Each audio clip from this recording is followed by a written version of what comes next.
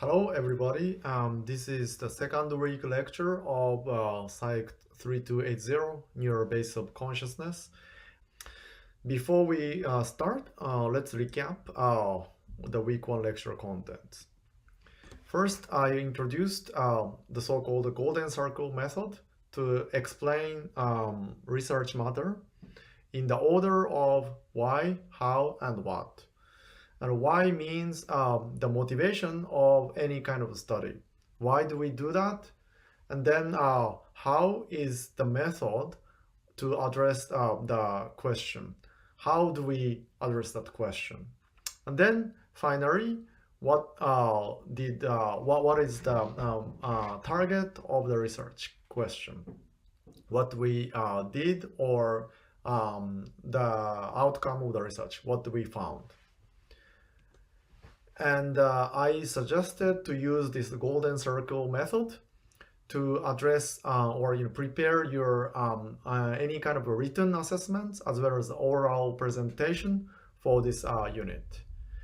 And especially today, this week, you will do the oral paper presentation if you are assigned for this week, or in a week 4 in a tutorial.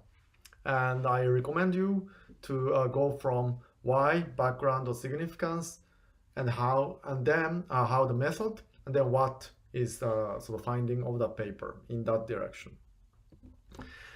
And this I also try to do with our unit, Psych 3280, why we are interested in consciousness and how we are going to study consciousness, and what we find in this consciousness research is the topics or the objects that we are going to see over the next couple of weeks. And in terms of the topics, I covered neural correlates of consciousness research program, or NCC, and then the philosophical program of the hard program, and finally the integrated information theory. Throughout Psychology 3280, we will adopt triangulation formulation of the research program. And what it means is that we are going to combine the 3 different kind of approaches to consciousness research. One is a phenomenology, and another one is experimental data, and then theory. And then towards the end of the lecture, I covered a bit of the basics in terms of the neuroanatomy and basics about the neurons to understand consciousness. And then eventually you decided to pick which of the papers to present in this week of tutorial. Okay, so the learning objectives of this week is first, how can we characterize our phenomenology to understand the methodological component. And for that matter, I will introduce psychophysical method to understand phenomenology. The second component is to understand how we can measure the neural activity in the brain. And you will learn what is the source of the neural activity. And chapter 2 of Quest for Consciousness is this week's reading material. And I would strongly recommend to go through the reading material, but especially towards the end of each chapter, there's 1 to 2 page recapitulation. And that's going to be very helpful to understand the gist of each chapter. And if you don't understand the contents on the recapitulation, then I would recommend you to go through the contents of the chapter. Okay, so in terms of assessment 2 and 3, you are going to learn the boundary of the knowledge, which is always the first step to make a research in any kind of field, not only consciousness research. And there I categorize 7 different kinds of the topics that you will be learning in this Journal Club Week 2 tutorial. The first one is a brain injury related patient's case report. And these papers sometimes necessary to understand the phenomenological aspects of the patients. And so the first part of the lecture today is going to be important. And the second topic is to characterize conscious phenomenology in the normal population. And for this, the understanding of the phenomenology part is going to be essential. Third is a topic related on attention and consciousness. And here, some of the papers on top of the phenomenology required some understanding of neuronal measurement. And fourth topics are implicit and unconscious perception. And here, your understanding of the phenomenology is going to be important. Fifth topic is consciousness research in animals. And some of the papers require both phenomenology and neural measurement. And the sixth topic is the intracranial recording in humans. And here mostly it is the issue of the measurement of the neuronal activity. And the seventh is a reorganization of the brains and altered consciousness. And there again, phenomenology and measurement is going to be our important topic. Okay, so now we are going to talk about how we can characterize phenomenology. So the most straightforward way to characterize phenomenology is to introspect your own phenomenology. Introspection is to reflect on your experience, and it may sound boring or too straightforward, but it's not as straightforward as you might think. And I will be demonstrating it with visual illusion in a minute. But for example, rather than visual illusions, you can also introspect several aspects of your phenomenology. For example, if I ask you to identify the border of your visual field by introspection, you'll find that it is not something that you normally notice without thinking about this kind of issue. Probably your visual field has a border around here, but just by introspecting, and for that matter, you need to focus on some kind of points in front of you, and then try to see how much of the visual field you are seeing. But it turns out to be quite difficult and also interesting in terms of knowing how much area of the world you are seeing, and this can be done by introspection.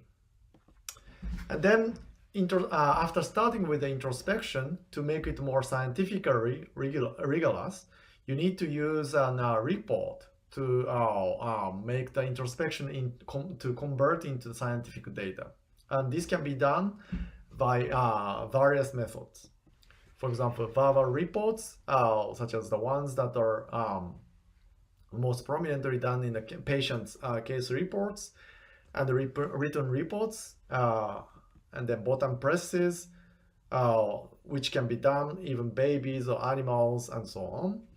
And then any kind of other voluntary, volitional controlled behavior measures, such as eye movements and hand adjustment or pointing.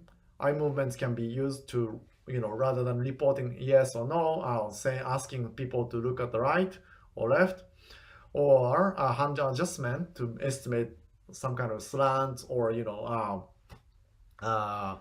the sharpness of the heel, or the pointing without talking, or even if if you cannot speak, pointing can be used to tell other people about your phenomenology. And then finally, there's a method called experiential sampling. And this is a relatively new method, increasingly used in ecological research, in consciousness research. And how it works is that rather than asking people to respond each trial in a standard experiment, people are alerted by something like cell phone, and then this experiential sampling application alerts you to enter what you are experiencing right now. And this can be done by verbal reports or written reports or button presses after the sampling method is alerting you. Okay, so here's a quick table that summarizes the pros and cons of introspection and reports. Pros are that of the introspection is that it can approach conscious experience most directly and also transparently. However, introspection itself can alter experience. As you might have realized that when you are trying to introspect the boundary of your visual field, you are attending to the visual field boundary. And as you see in the lecture on the consciousness and attention can substantially alter experience itself. So to the extent that the introspection is related to attention, and also attention alters consciousness, introspection itself alters what should be observed. Not only that, introspection itself or phenomenology per se is not super easy to understand or to render scientific investigation or analysis. On the other hand, reports in the form of the verbal reports or button response is easy to quantify. And so therefore, we can do science more rigorously. However, reports are not the experience per se, and therefore it can lead to the wrong attitude. What I mean by that is described in following figure. So this is a guy who is trying to find something that he lost in the park, and he's looking for that let's say wallet under the light, and then the policeman is asking why you're looking for this here. Is it where you lost it? But it's not the case, because this guy is just trying to find it because it's easy to find under the light. And this is the same kind of attitude shared by some philosophers or psychologists who are only focusing on the reports and not looking into the phenomenology per se, or abandon completely the introspection. Of course, characterizing phenomenology is a bit more difficult than just analyzing the visible observed behaviors or reports. But unless you try to look at the phenomenology per se, or looking for something that is very difficult to capture, you are not going to understand neural base of consciousness. Now we are going to talk about how we can now characterize the phenomenology using a demonstration. I want you to now look at the following image that I'm going to present on the display. And then I want you to introspect your experience and then report what you experienced, okay?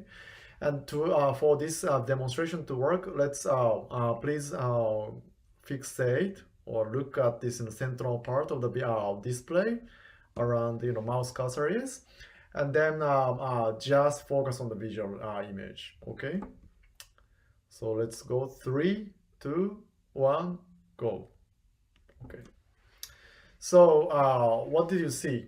Can you introspect and then report on what you saw? Just write it down on the paper, or just type it in your computer keyboard. Okay. So probably what you saw is natural scene of the park, where you see several girls walking, and also potentially you might have seen a fountain in the background.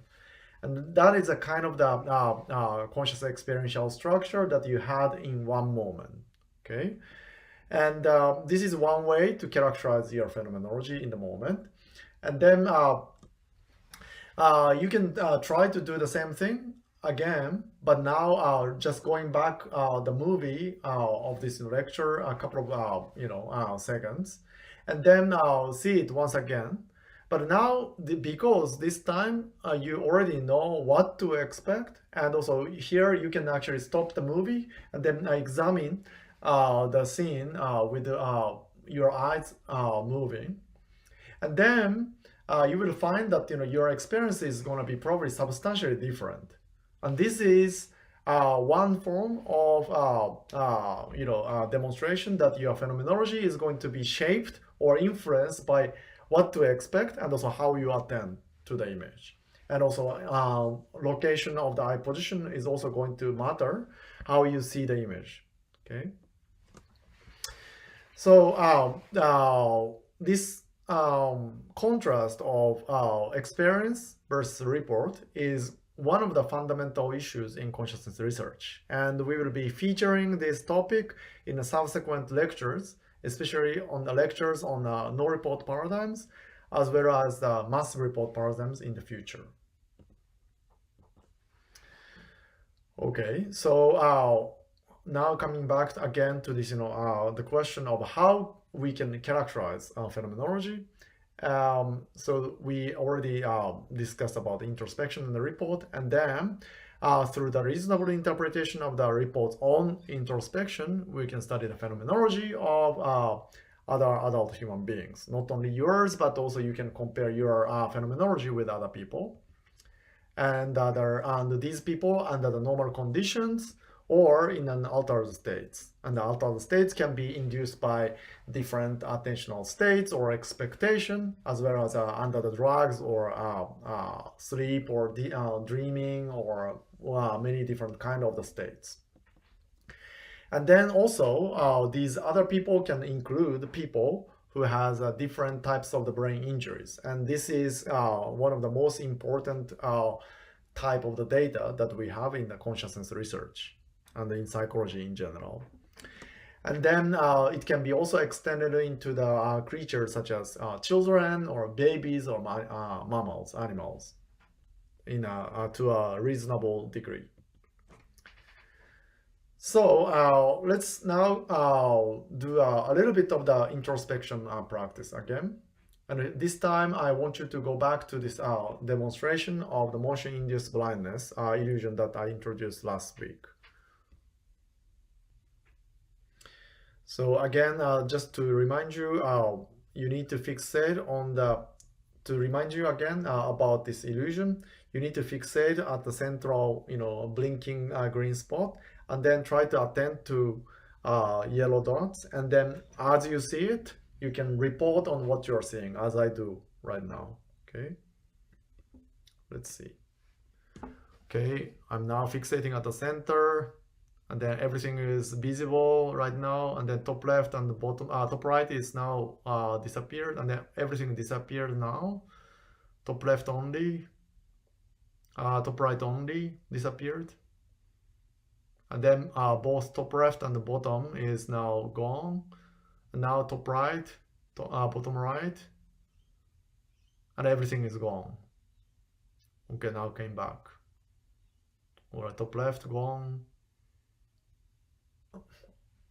Okay, so if you want, you can try the link again. And also, I recommend you to go to another link if you're interested in, especially the people who has different types of the psychiatric, issues.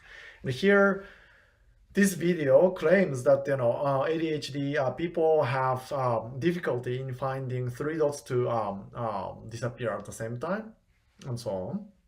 I'm not so sure whether this claim is scientifically substantiated. In fact, we recently published on a paper looking at the ADHD traits under the motion-induced blindness, and our result doesn't seem to particularly support their claim, but we haven't actually tested ADHD people yet. So it could be a potential research project into the future that we can do.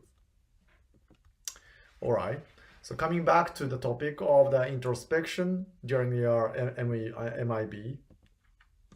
So I want you to reflect on what was your criterion of reporting not seeing.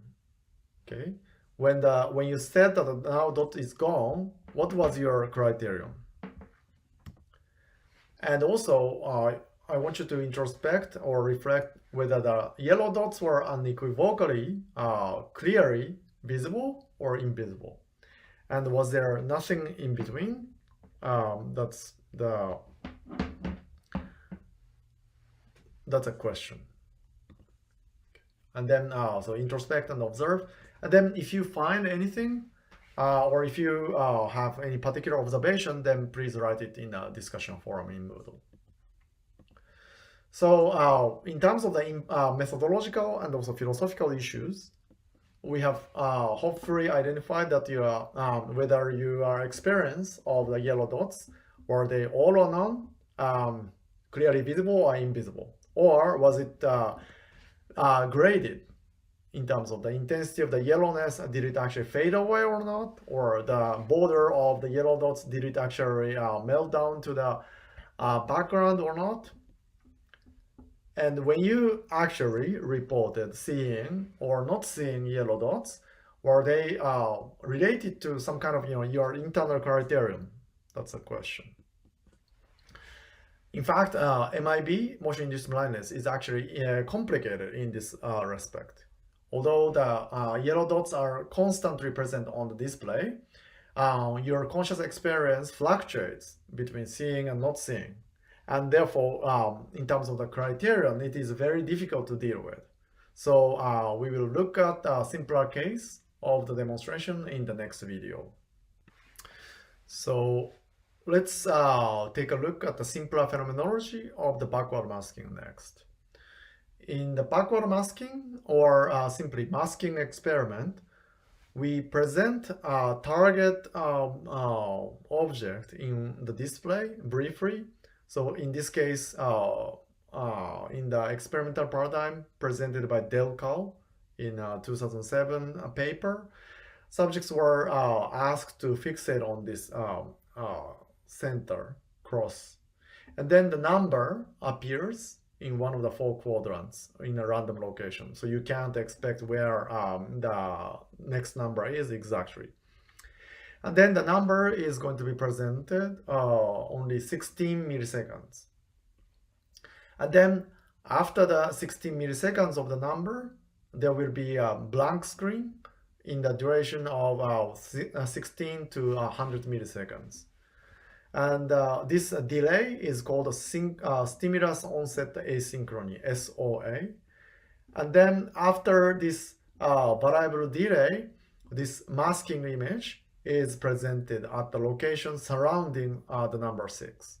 And this is called sometimes the lateral masking or meta-contrast masking. And this effectively removes the visibility of the target 6 when the timing between the variable delay is relatively close to the target. Okay.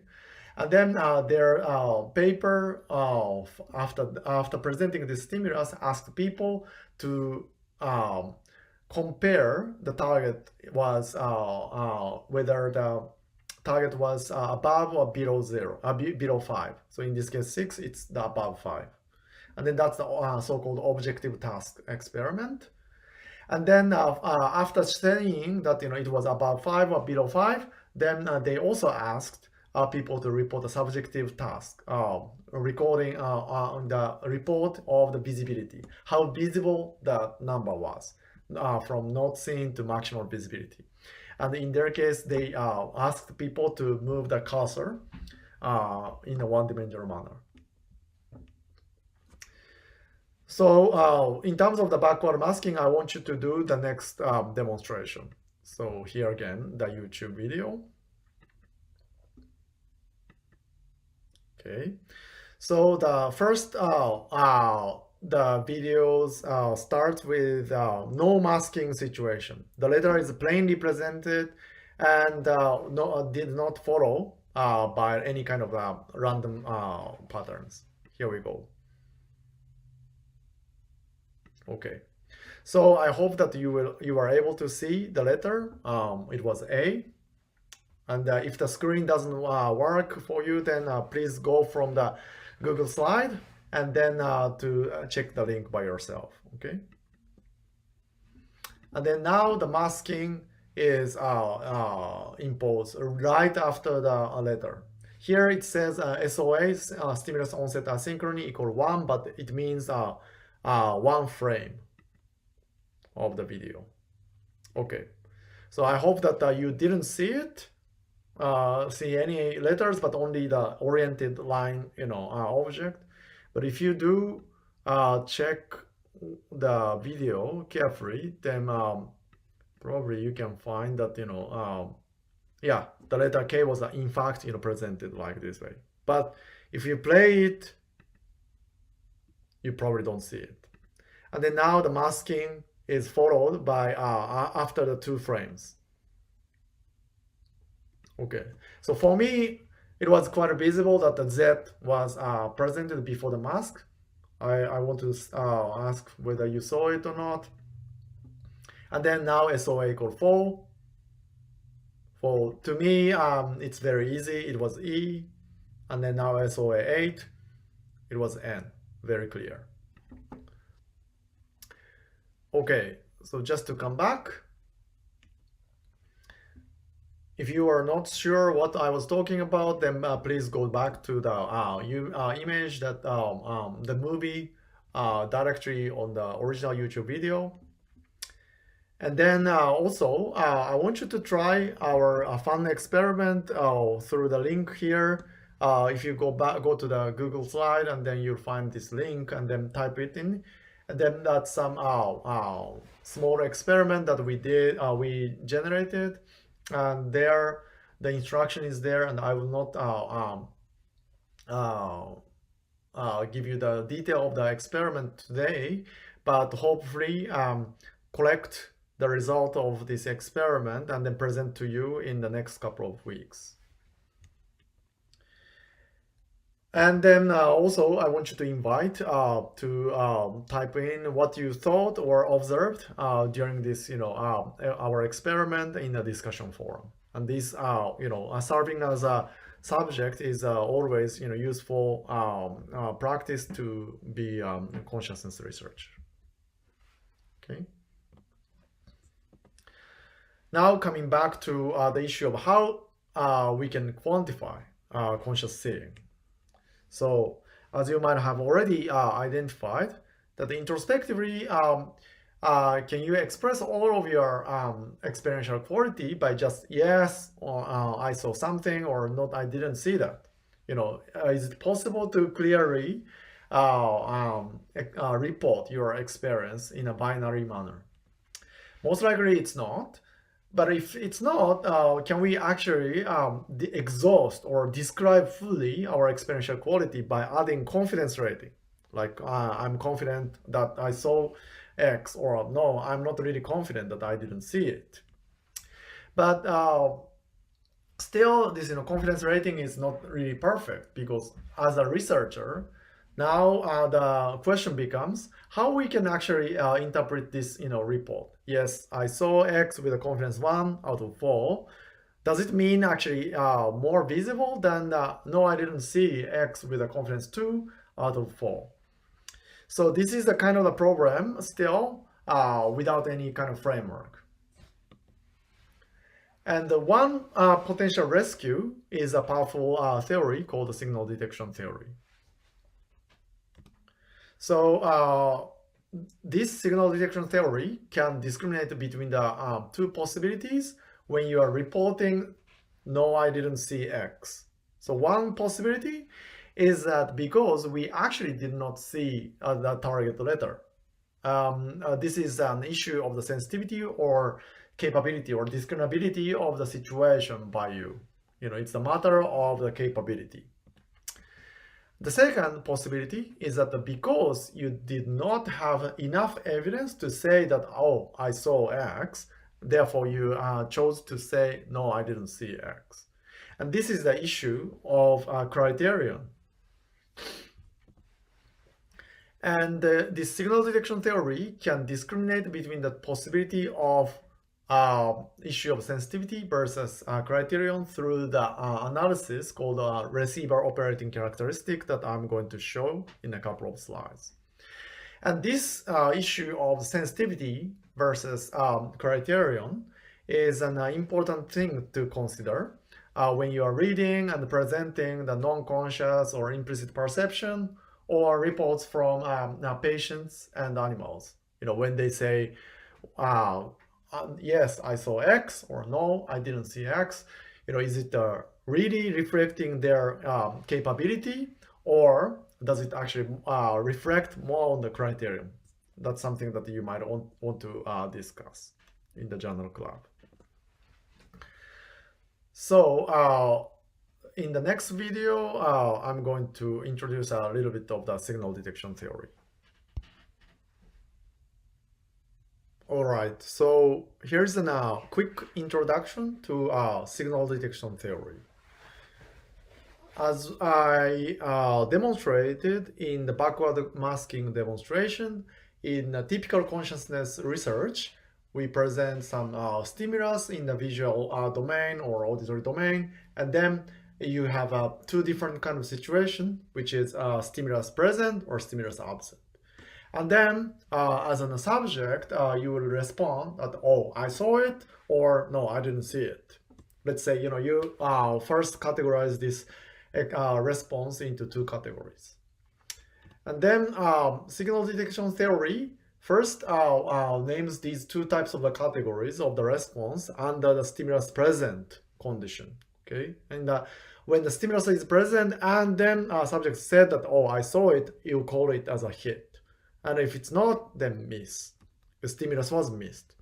And then when the stimulus was absent, but subject said that, oh, I saw it, it is called a false alarm.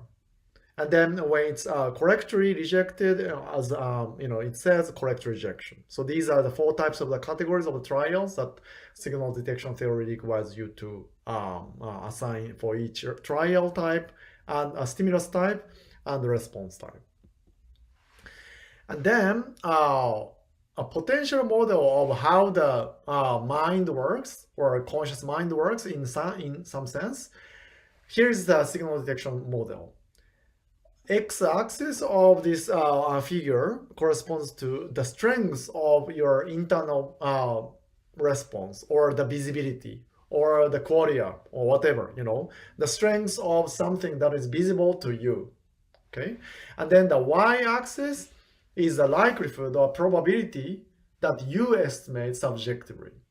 Okay, so this means that this particular vertical bar is your criterion of your response. And if under the stimulus present condition, let's suppose that the probability that that stimulus evokes the strength of this particular strength of the qualia corresponds to this level of the probability. And then suppose that you have a model that as a function of the stimulus strength, your response increases, and also your response distribution looks like this normal distribution or Gaussian distribution.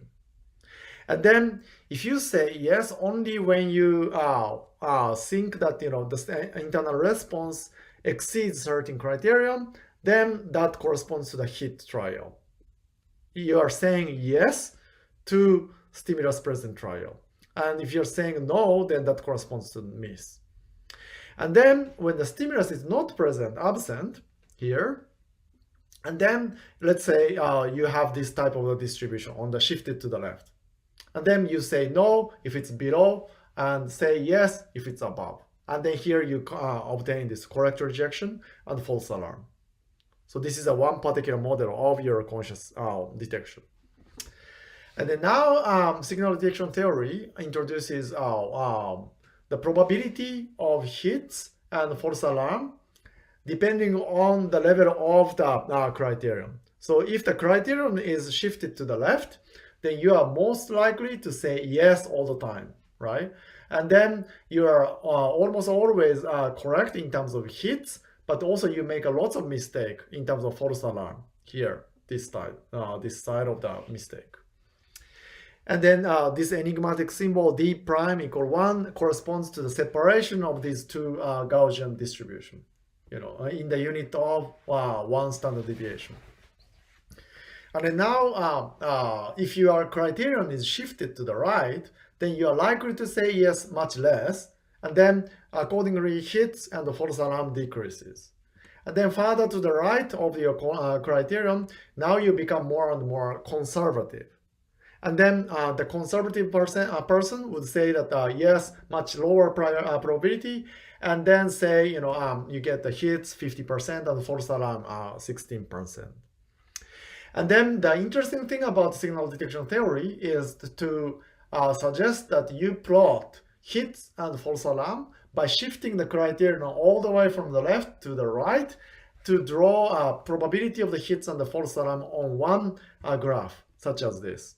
So this is what I said, receiver operating characteristic curve. And this allows you to separate criterion from distinguishability or sensitivity. And how it works. So if you go from the left, that corresponds to the top right part of the ROC curves, or receiver operating characteristic. What it means is that if your criterion is really left, then you're likely to say, yes all the time. And the yes all the time corresponds to hit all the time and also false alarm all the time. And then this particular case, 97% and the false alarm 84% corresponds to this red dot. Similarly, this the higher criterion corresponds to the green dots here and blue dots here as the criterion goes to the right. And then notice that these three dots are aligning on one particular curve. And this one particular curve is called the d prime of one curve. And along this line, your percentage of hit and the false alarm changes. However, d prime sensitivity does not change. And sensitivity or discriminability of the d prime is now separated from the criterion. This is a highly lenient criterion. This is most more conservative criterion, and the most conservative criterion you say no all the time. And notice that this is a potential problem of the consciousness when you are asking people to say yes I saw it or no I didn't see. If you do not shift the criterion, then you will never know whether it is a problem of criterion or sensitivity. And as you go from this, low sensitivity d prime to zero sensitivity, meaning that two response is completely overlapping, d prime equals 0, and then d prime 0 corresponds to the diagonal on the ROC curve. And this is sometimes used called as a chance performance in the terminology of the consciousness research. And then as the separation of the two situation, visible and invisible, becomes highly distinctive, you will see something like a d prime equal 3 situation where not much overlap is happening, and that result in this d prime 3 curve on here. And then sometimes ROC curves, area under the curve is quantified, and the area under the curve is sometimes called A prime or AUC, and that corresponds to d prime equals 0 of A prime or area under the curve of 0.5, half of this area corresponds to d prime equals 0, and the perfect performance of the AUC is 1, complete full area under this curve. So in practice, how we can estimate ROC is a little bit convoluted. But the most straightforward way to do it is to try to do this experiment many times and ask people by changing their criterion, either implicitly by giving more reward or more punishment in saying yes or no, or then making a mistake or making a correct hit. For example, if you give $100 for the correct hit, whereas you give only $1 for the correct rejection, then people are likely to say yes. Okay, but if you do the vice versa, people are likely to say no, and without changing the sensitivity. Another possibility is to change the instruction. just directly ask them to, provide a yes or no, roughly equal the same, equal proportion, or say yes more likely than, or no. And also another possibility is to manipulate the probability of the stimulus present versus absent. People usually are very good at detecting the probability of the stimulus. So if stimulus is present all the time, then people are automatically adjusting their criterion to say yes more frequently and no more frequently when you manipulate the probability of the stimulus, much lower. And this relates to the problem of the expectation in the consciousness research. If you're set up the situation where you do not expect any kind of stimulus to arise, then people are also likely to say no. And this relates to the problem of inattentional blindness. Okay, and then finally, you can also combine this confidence rating with manipulation of the rate of the criterion. But this one is more analytically a bit complicated, so I will leave it for now. Potentially, a couple of weeks from now, I'll discuss about this method. Okay. So just to give you a little bit more hint about ROC analysis or standard signal detection theory, there are a couple of YouTube video link. I made a link I provided here. So if you're interested, please watch these videos. So to summarize this part of the lecture, I introduced that conscious phenomenology is most directly accessible to the introspection. However, introspection is just a good starting point, but not really enough for consciousness research. So translating phenomenology to report is a challenging but very important step in the consciousness research. And the way to do this is analytically and so methodologically making progress all the time. And I introduced one of the fundamental method called signal detection theory as a powerful framework to objectively quantify and separate discriminability and criterion. And this can be used as a sort of the guiding principle for your, and also, when you analyze or when you read the paper about the phenomenological reports, then you can consider these aspects of the paper. And we'll go to the neuronal measure in the next video. So the second part of the week 2 lecture. Now I'm going to talk about the measuring of the neural activity that generates conscious experience. Okay, and as I mentioned in the beginning of the lecture, some of the papers that you'll be reviewing in the journal club or presenting in tutorial 1 is going to require some knowledge of the neural activity. So the level of the neural activity knowledge is not huge to be required, but I'm going to give a very small overview of this lecture. And more involved and also the complicated issue of the neural activity is going to be covered in the subsequent lectures.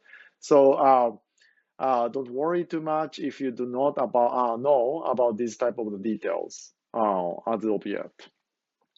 Okay, so as the title of this slide says, measuring neural activity in the brain is actually very, very complicated.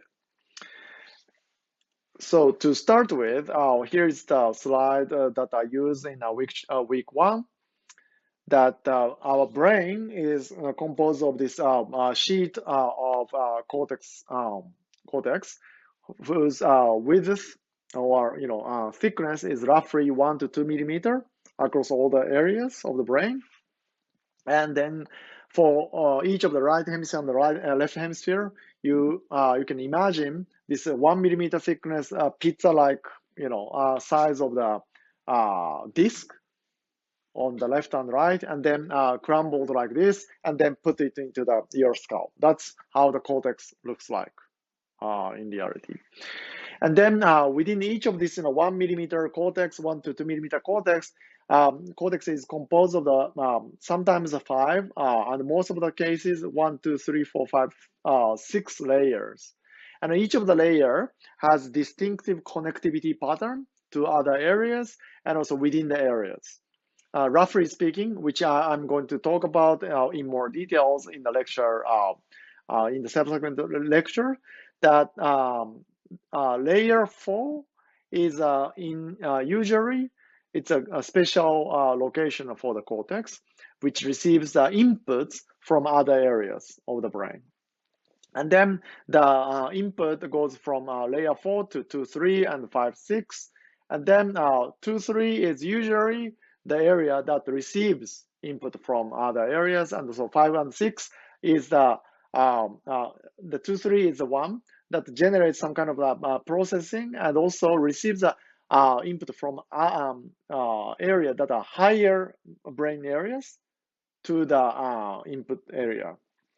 On the other hand, 5 and 6 projects the output of neurons as a spike into areas so-called, thalamus or cortex, other cortical areas. Okay, 4 is the receiving input from lower areas or thalamic areas, and then 2, 3, and 5, 6 is doing something different. That's the most important thing for now. Okay. And then this 300 micrometer numbers are depicted here is the rough size of the so-called cortical columns. And within these areas, it's like 1/3 of the 1 millimeter. The neurons within these areas do something very similar to each other. And we will go into the detail in the next week's lecture. So, as I said, important thing is that cortical layers are composed of the 6 layers, and then each of the neuron is composed of a cell body, this triangle-like shape, and the axon that usually goes into bottom. By the way, this 1 to 6 is roughly in the order of cortical surface to the axon, white matter called the location that has a bundles that goes into the other cortical areas or thalamus. Okay, 1 is closer to surface, and then 5 or 6 is closer to the sort of the internal of the brain. And then the axons go out to other neurons nearby or through the white matter to go to the other areas. And then dendrites are the ones that it goes in the other direction. Okay, and to the surface, it extends this dendrites, and that's called the apical dendrites. The main dendrite. And you see a lots of spiny things here schematically, and that's called spines. It's a contact location for the other neurons. And then the dendrite can also go into the lateral direction, and also slightly go down direction as well. Okay, and then the synapse is a part that connects one neuron to the other. And each of the synapses can be either excitatory, like exciting other neurons to fire more or spike more, or inhibitory. It means that one neuron's inhibitory input makes the receiving side of the neurons to fire much less likely. And then I already mentioned that the spiking or firing is the sort of signal communication method that each neuron uses, and spike and firing is more or less are used in an interchangeable manner. And each of the spike and firing can excite or inhibit other neurons. Okay, as I said, that so this is a sort of a schematic of the brain.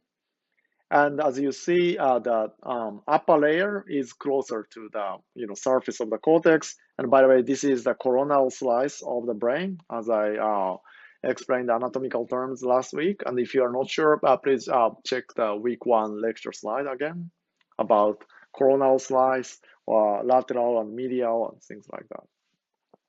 And then, as I said, that towards below layer 6 is the white matter that collects all the axons coming from this area to go to the next area. So that goes to sometimes here or sometimes there and so on.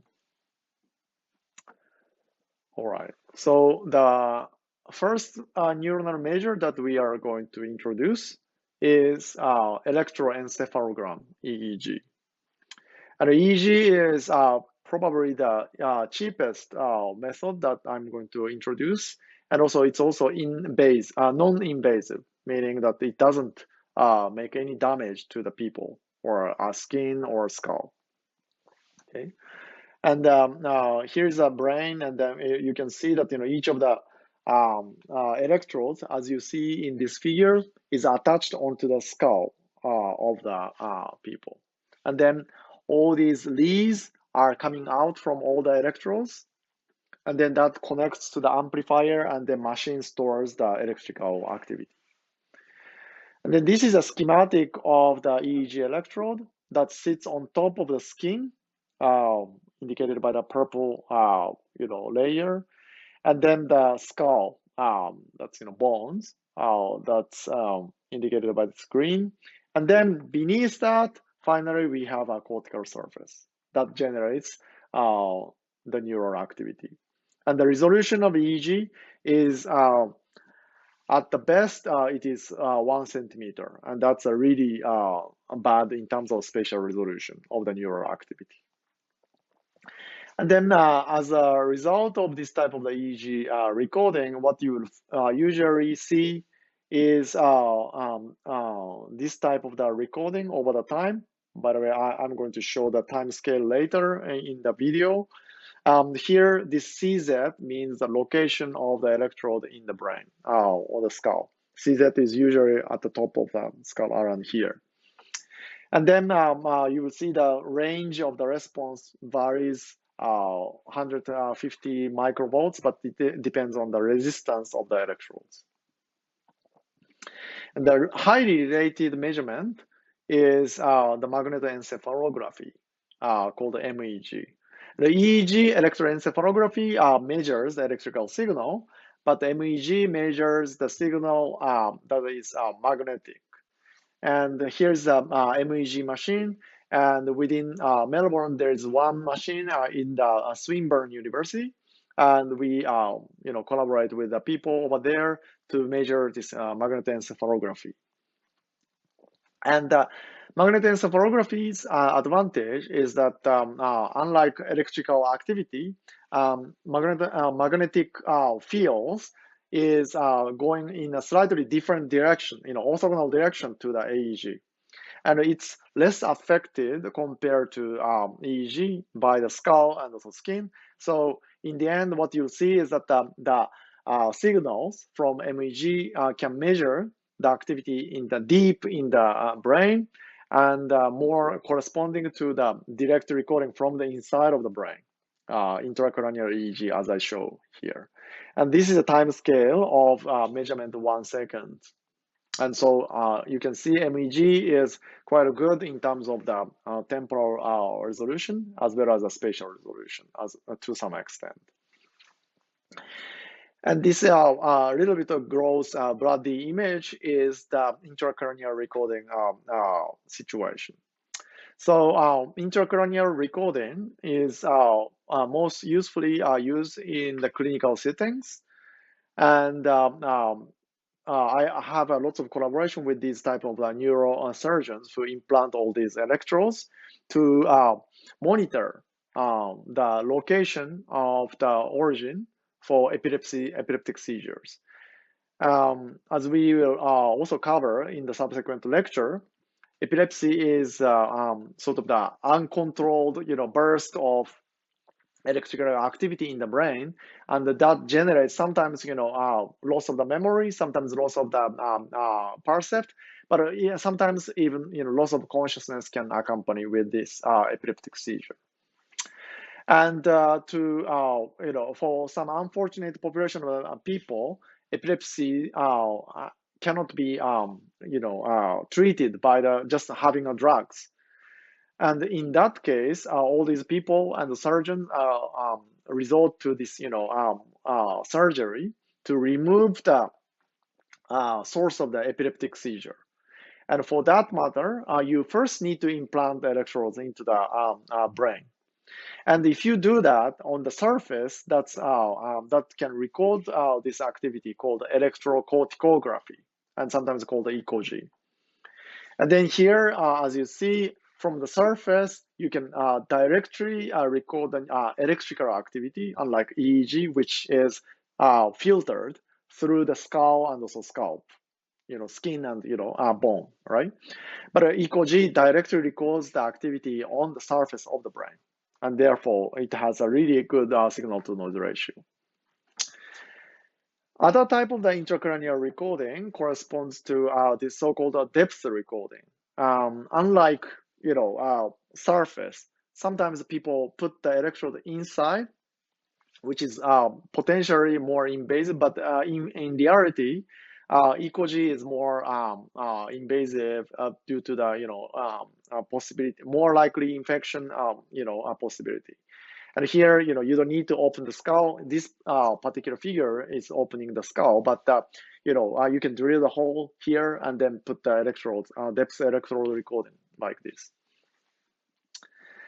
And this is one schematic figure or potential actual recording from the people with epileptic, seizure and also implantation of the electrodes.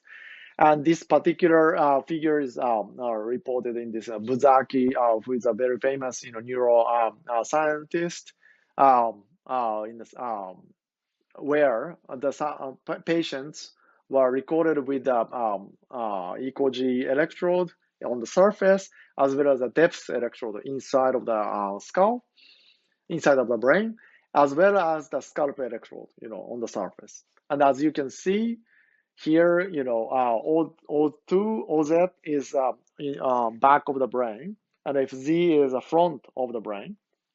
If the EEG electrodes are separated like this, much of the distance, you will see completely different, activity. So meaning that the EEG has a spatial resolution above, several centimeters.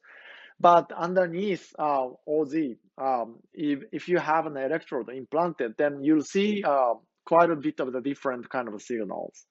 But on the surface of the ECG and also depth of the LFP, you will see more or less the correspondence as long as the recording location is close enough. If you can record the ECG from the surface of the cortex like here, and then LFP again inside of the brain, just beneath the ECG, then you will start to see a correspondence in terms of the opposite polarity between the ECG and the LFP. And there is some difference in terms of correction of voltage, because electrical activity always decays as a function of the distance. The ECG or LFP always reflects the neuronal activity that is closest to the electrode more significantly. And then this particular experiment succeeded to record the neural activity from inside of the cell, and that's called intracellular recording. And here, I think this is actually coming from the animals. Then you can see this type of the vertical, sharp, voltage fluctuation from inside of the brain, inside of the neuron. And this is what I have been calling as a spikes, okay? So when the neuron collects enough input signals, then that starts to generate this type of the spike activity, okay? And then here, the fluctuation of this intercellular membrane that doesn't generate spikes reflects the input into the neuron, which is still below the threshold for the spikes. So you'll see there's lots of spikes here, followed by reduction of the membrane potential, during which it doesn't fire at all. And then that's correlated with this large fluctuation in the LFP and the ECG. And you'll see that lots of firing of this particular neuron was also correlated with the LFP inside and also ECOG outside of the cortex. And what it means is that when neuron tends to fire a lot like this, it tends to be the collective firing across many, many neurons. And that can be detected both by LFP as well as ECOG. However, as you can see that both ECOG and LFP is not sensitive enough to pick up each of the neurons firing around here. It's a bit hard to see whether a neuron is firing at this time or not, or this time or not. But when there is a collective action, you can see it over there. And then sometimes there is a dissociation. Many neurons are firing here, and that's detected by LFP and the ECOG, but this particular neuron does not. And that the relationship between these single neuron firing and the conscious experience is the one that we will be discussing in the next few weeks. And we will talk about more about local field potential fMRI EEG in the next video. Okay, so here's a bit more detail about EEG and LFP, local field potential, and single unit recording or spikes in more details. So as I mentioned, the CZ, at the top of the brain, if you record EEG, it may look like this, very smooth and so recording. And that is presented over the 1 second here. And by the way, to see this type of the nice, signal on the EEG, you need to do some kind of the data pre-processing. And you do not usually see this, very clear signal from over just, 6 seconds like this way. You need to do what's called, band pass filtering. And I may talk about it in the future. And then see this nice waveform over 150 microvolts. And then these blues are the ones that are corresponding to local field potential recording inside the brain. SM corresponds to somatomotor area. EC is the entorhinal cortex. HC is the hippocampus, famous for its importance in the memory formation. And the AM is the amygdala. Some of you will be presenting the papers on the patient who does not have an amygdala, and this is the recording from amygdala. Okay. And so, by the way, I should also say that hippocampus and amygdala is relatively frequently recorded from the human epilepsy patients. The reason is that these two areas are typically one of the most frequent locations of the generating seizures. And the reason of this patient, who is very famous, HM, some of you might have seen the movie on people who lost hippocampus and then cannot form the memory. Comes from the fact that this epilepsy foci of this hippocampus and amygdala was surgically taken, and if the neurosurgeon takes too much of them, then it leads to the loss of memory. And in the case of the amygdala, sometimes it leads to the disruption of the emotional processing, as we will see into the future. Okay, so now coming back to this blue ones. The blue ones are the pre-processed local field potential in each area. Okay, and the CZ, as I said here, is very close to the somatosensory, somatomotor areas around here. And then the green signal, green line is also corresponding to the local field potential.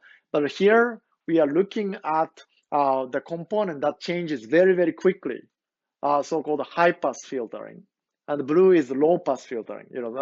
Blue ones isolate smoothly changing kind of feature of the local field potential, and the green ones are the ones that are isolating, the ones that are changing very quickly. Okay, and then as you can see, if you analyze the data very carefully, then you can start to isolate when the neurons are firing. And then this is called a single unit recording, or and this is almost the same, but you need to be careful that it is not exactly the same as action potential or spike or firing from one particular neuron. It's always computationally processed data, and so it's an inference. Okay, but for our purpose, you can trust this type of the results that in this case it is separated into two neurons, and here it's 5 neurons. It is 1 neuron. This is 3 neurons, and each of the tick marks corresponds to the timing of this deflection of the spikes on each of the neuron. And then here you see that this very strong high frequency oscillation corresponds to 2 spikes, or multiple spikes from multiple neurons, and so on. Across 5 neurons, or 1 neuron, 2 neuron, and so on. And one of the things that is discussed within the Christoph Koch's chapter 2 is the correlation between the local field potential and the single unit spikes. If you look at local field potential at the low frequency filtered version, you will see some kind of oscillation like this way. And spikes or neurofiring tend to happen when the population of the neurons, all other neurons are going the same way, and that results in this negative diffraction according to some polarity definition. Okay, and then other areas that are close to the recorded areas from one area to the other area, that also seems to sometimes show this type of firing at the same time of this going in the downward diffraction.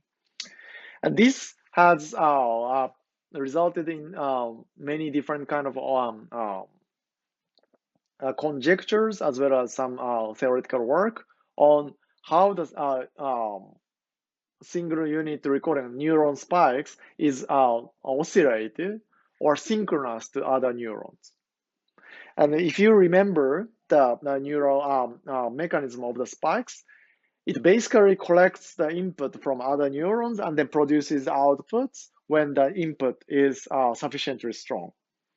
But if the input doesn't come within the certain time window, then the neuron, in a sense, forgets or leave the inputs into the other space. So it doesn't continuously accumulate usually. And what it means is that the neuron can fire more effectively when multiple neurons actually connect and also gives the spikes to one neuron at the same time. And then when that happens, that neuron can also fire and then produce the activity to the other neurons. And if this delay between receiving to the producing spike forms certain rhythmic kind of interval, then that can sustain this type of oscillation. And as a result, what you will find in the literature and some of the papers you will be reviewing talks about oscillation or power in the local field potential as a marker for the conscious experience or conscious processing. And we will be talking a little bit more about that in the coming weeks, but that's probably enough for you to understand at this point. And in the next video, I'll finally talk about functional magnetic resonance imaging. Okay, so functional magnetic resonance imaging. It's called also FMRI. And this is one of the most powerful methods that drove consciousness research, as I reviewed in week 1.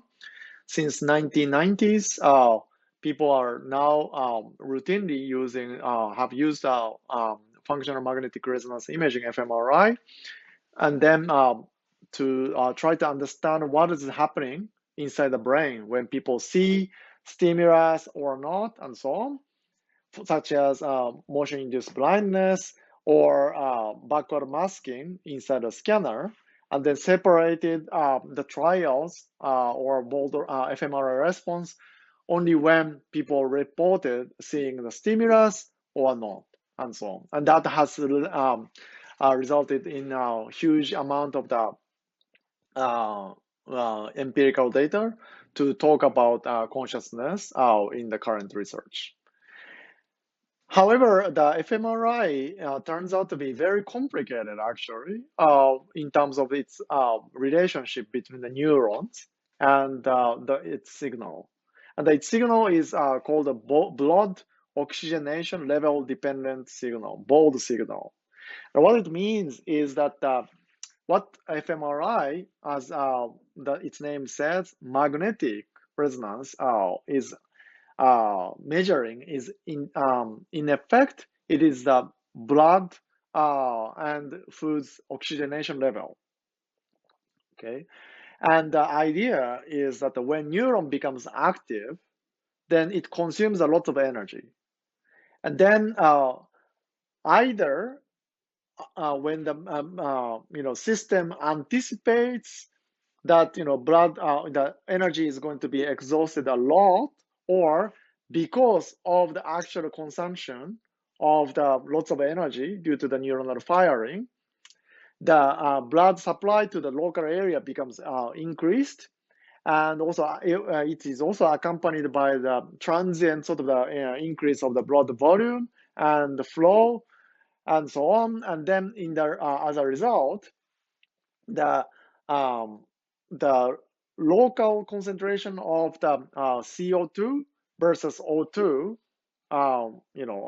oxygenated, carbonate hydrate changes, and then we can actually visualize by some ingenious technique and concept of this bold imaging. We can see how this blood oxygen level dependent signal changes at each location of the brain. And that gives you this fMRI activation pattern of the brain, roughly speaking. And as I said, the relationship between the bold signal and synaptic inputs and spiking outputs from the area are highly complex, and it's most likely dependent on each area of the brain to some extent. So when I presented this image in last week, this is one of the most groundbreaking study in last 20 years. So here the vegetative, presumably at that time, it's presumed that this person was a persistent vegetative state, but it turned out to be minimally conscious. This particular person were able to voluntarily generate a neural activity, depending on whether he is imagining playing tennis, or moving around in the house. Okay, and when this when you see this yellow or red thing picture in the journal papers, typically what it means is that in contrast to the baseline activity, how much these areas become active, inferred from the bold signals after lots of pre-processing. Okay, so it means that, for example, here, this particular area of the brain became more active compared to baseline, in this case, not doing anything. When he imagined walking, this part of the brain increased the bold signal over there. And here, this is compared to the baseline, it increased due to the tennis imagery. So first thing to note is that the fMRI activity never is able to directly measure the amount of the spike firing. Okay. This is very different from spike recording or LFP recording or ECG, and even MEG or EEG. EEG or MEG is something that we can actually directly measure the amount of the electrical activity. But fMRI is always in contrast between one particular situation versus a baseline situation. And here is one of the most critical studies done performed roughly 20 years ago by Nikos Logothetis, whose work is going to be important in the consciousness research, which I will feature in the next couple of weeks. And what he did is to invent this fMRI machine suited for a monkey. And then because it is performed on the monkey, they could also record neural activity directly with the electrode implanted inside the brain. There is a lots of technical details that I'm going to skip completely. But what Logothetis was able to do, and his colleague was able to do, is to cancel all the electrical noise generated by this magnetic resonance imaging, a measurement, which is just, phenomenally fantastic. It's even difficult to do right now. And 20 years ago, it was presumably more difficult as well. But, they did it, with exquisite, precision. Okay, so unfortunately, the parts of the video was disrupted for this part of the video, so I'm recording it again. Hopefully, it doesn't matter for you guys. Okay, so as I was explaining, this was the recording, simultaneous fMRI bold signal and LFP multi-unit recording performed by Logothetis group in 2001. And now I'm going to explain what this graph is. So first, let's go from the time course of the stimulus presentation. Okay, so from 0 to 10, there was nothing on the screen in front of the monkey. And then from 10 to 34 seconds, there was some kind of flickering stimulus in front of the monkeys. And then after that, now again, the stimulus became completely blank, gray screen display. And then, now Logothetis compares three major measurements from this system. One is a bold signal with this, orange shades, and then local field potential, black, and so multi-unit activity, green, and the spike density function, blue. And here, for our purpose, green and blue is more or less the same. Okay, and then let's focus on the fMRI signal. First thing you notice is that the fMRI signal is 0 until the stimulus is on, and then 4 seconds later or so, it starts to increase. And as I explained in the last segment of the video, bold signal is usually increase when the neurons consumes a lot of energy, and then in response to that local consumption, the blood supply comes in, and then that is detected as an increase of the bold signal, or locally over there. And as you see here, in monkeys, it's the same, and in the visual cortex, it's especially so. After onset of the stimulus, 4 seconds later, it starts to increase like this.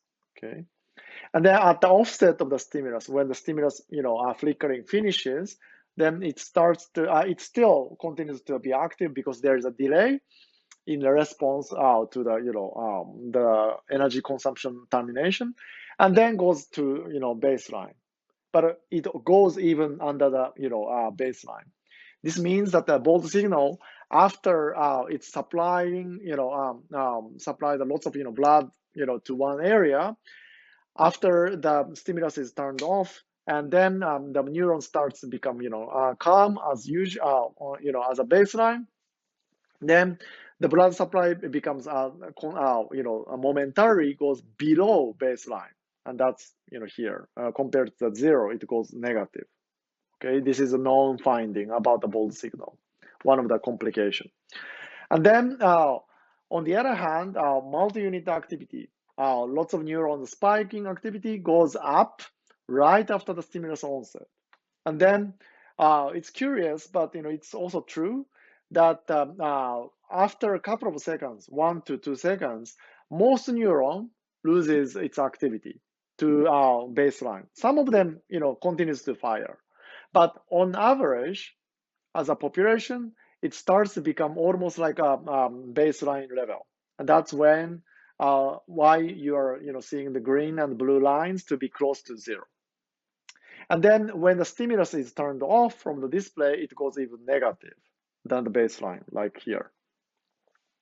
And then this both reduction after the stimulus onset as well as offset is closely related to the phenomena called perceptual adaptation that we will be talking in the next couple of weeks. Okay, and then the other measure, local field potential, that shoots up after the stimulus onset, and then this goes even above, this, 9 standard deviation units here. We can't present it here. It goes like crazy and then comes back, but it keep on ripping around, above the baseline until the stimulus is turned off. And then after the stimulus turning off, it goes slightly below the baseline and then comes back. And what this means for our purpose is that at least both signal, what fMRI measures, and the local population spikes can be completely dissociated, like around this area and also here. When the spikes happens a lot, both signal can be completely silent, and when the spikes goes down to the baseline, both signal can substantially increase. Why is that? Now, one potential explanation rests on this LFP, local field potential, and that's the reason why this paper was published in Nature. So what the logothesis found was that a local field potential during this sustained period correlates with a bold signal. And what it means is that the local field potential is sensitive to the synaptic inputs from other areas. And when the synaptic inputs comes into this particular area, and then it cancels within the neuronal computation, and then it doesn't potentially generates a lot of spikes, as you can see here. However, this increase of the input from other areas can generate a lot of metabolic demand and energy consumption at the synaptic transmitter control. And that is the one that drives this bold signal increase here. So bold signal is primarily the metabolic measure of the brain, so it makes actually in a lot of sense. And in fact, so this overall means that the bold signal is correlated with the inputs into the particular area rather than output from the area. And it can potentially have an impact on how to interpret some of the findings in the neural correlates of consciousness as we discuss in the next couple of weeks. So in summary, neural activity can be measured in various methods, such as electroencephalography, the cheapest method, and MEG, which I didn't actually talk, but is relatively expensive as fMRI, roughly like $600 per hour. And then ECOG and LFP in humans are relatively rare methodology, only performed in subset of the epilepsy patient who cannot be treated by the drugs. And all of these are the electrical summation of the population of neural activity or spikes or single unit activity or firing. Okay, and all of them get some kind of filtering or averaging smoothing operation, and the most severely affects on the EEG, which is most noisy compared to others. And finally, fMRI is a non-invasive new technology which offers a highly nice spatial resolution, but it's also a very complex kind of signal. And it most likely reflects input to the area than the output from the area, but its detail is still under the investigation. Finally, this is a nice figure that puts all the methods that neuroscientists uses nowadays into one graph. And this was generated by the Terry Sejnowski from UCSD. And he generated the same kind of thing in 1988 and then regenerated in 2014. And as you can see, fMRI emerged over the last 30 years. And the y-axis of this graph is the spatial resolution. going from brain to lobe, and then the maps and the nucleus, neurons, and the layer, then dendrite synapses, and so on. And then x-axis is the time, going from months to milliseconds and seconds and so on. And the important thing for us is to point out a couple of methods for week 2, 4, 8 journal club. So firstly, the brain regions is least sensitive in terms of spatial and also temporal resolution, because it develops time, and but it plays a really critical role in consciousness research, because it can uniquely tell us about causal role of a particular brain area to the conscious experience. And the next, slow method is fMRI imaging, as I explained. The resolution is on the seconds to, and also the size is very good, but it's also improving over the years. And the EEG and MEG is very coarse in terms of the spatial resolution, but temporal resolution wise, it's very good. And some of the papers are looking at microstimulation of the electrodes implanted inside the head. And that is combined usually with the local field potential recording from EKG or LFP from the epilepsy patients. And microstimulation can uniquely establish a causal tie between the activity of the neural activity in particular areas of the brain to the percept. So that's very important in consciousness research. And finally, single units or single neuron spiking is the method recorded here.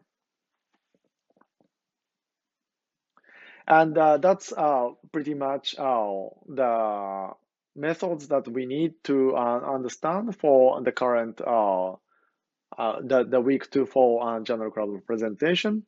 And we'll go into some more details as the lecture goes. And today's lecture is overall a bit shorter than the other lectures to compensate for the week 1 lecture, which was a bit long. Okay, see you next week.